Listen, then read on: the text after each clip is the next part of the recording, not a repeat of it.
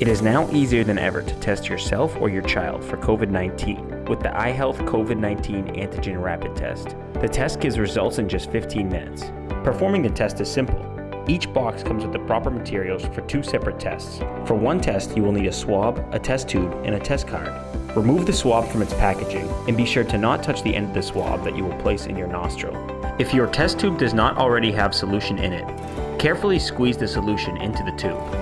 Brush against the inner nostril 5 times each in a circular motion and have the swab be about 1/2 inch to 3/4 inch in. Once you are done swabbing, open the top of the test tube and place the swab into the fluid. Stir the swab in the fluid 15 times and squeeze the side of the tube as you pull the swab out.